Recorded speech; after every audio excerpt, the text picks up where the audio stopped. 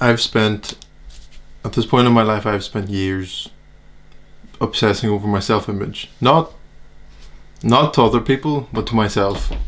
Thinking about what type of person I should be, or what type of person, or if my actions align with what type of person I should be. And just today, after years of obsessing over it, really, really obsessing over it, I realised that empty, completely empty. Because self-image says I'm not the type of person to do that, which is so incredibly subjective. If you think about something simple, like a bodybuilder, or someone who just takes care of their body, has muscle, and is quite lean, what that person does to achieve that is very different from the next person. One person might go to the gym 6 days a week and perhaps be more lenient with what they eat, and another person can go 3-4 days and be very strict with what they eat, and their end goal is the same, but the path is so much different. And if a third person saw both of them and tried to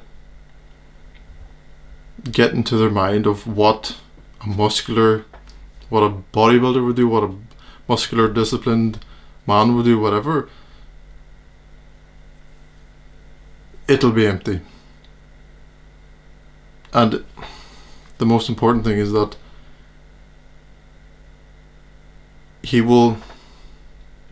the third person who looks at the two people who have what he wants, or who have achieved what he wants, the third person will go outside himself to look for answers. And even if he understood what the first two people did to achieve their physique,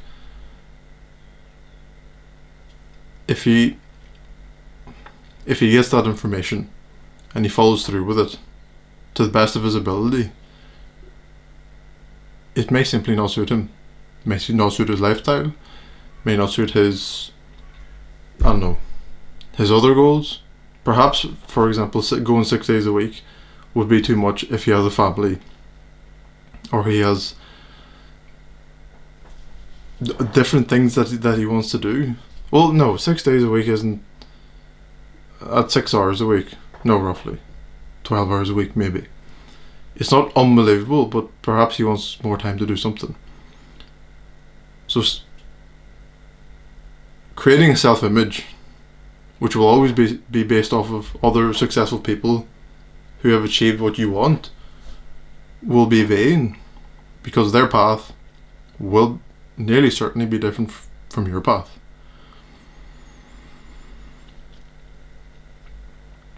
And so I think,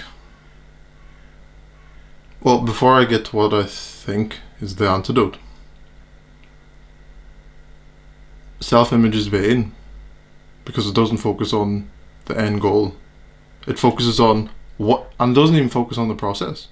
It focuses on what type of person would follow the process and then achieve that goal. It's like using a car to get from A to B and focusing on the color of the car, or what car would be best to go from point A to point B.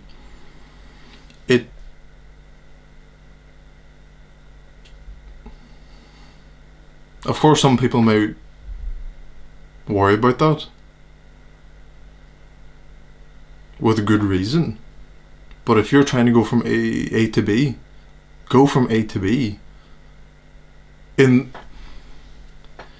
Go from A to B and find the answers yourself. The answers that you're looking for will be found. The correct answers. The answers that suit you best. The methods that suit you best will be found from your own experience of trying things. And like I said at the start, I've spent, at this point of my life, nearly 25 years old, I've spent definitely 3, maybe 4 years listening to other people, because I wanted what they had and have, and I try to follow their process, and didn't work. It's an anecdote. It's an anecdotal. This is anecdotal, and a lot of people have achieved looking up to people they've aspired to, which doesn't exactly mean that my problem is huge, and it may only be a problem within me. But thinking about this logically, it doesn't come together. And so what I think is that instead of focusing on self-image, which is, I'm not the type of person to do that, focus on changing your perception of said thing, which means to me, this isn't good or isn't worth anyone's time. That's a negative example. And a good example would obviously be, this is good and worth everybody's time. For example, social media. It's not good nor worth anybody's time, because it gives a false sense of community, friendship, belonging, but it's empty. The feeling that you feel on social media is not real, and the feeling is real. The feeling is real, but it's fake, because it doesn't translate to what someone would actually want, which is actual belonging, friendship, and community. Perhaps community. So change the perception and make the process and the end goal more worthwhile, than instead of trying to change the type of person who would take the path and end goal. Everybody wants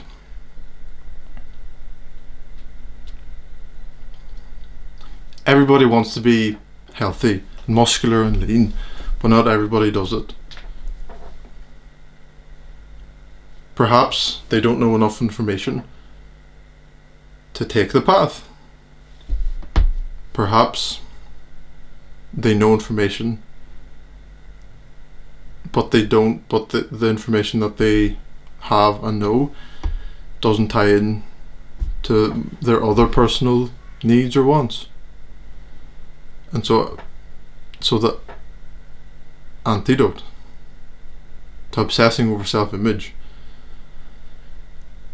is to change perception of the process and the goal so much that you genuinely just want to follow it.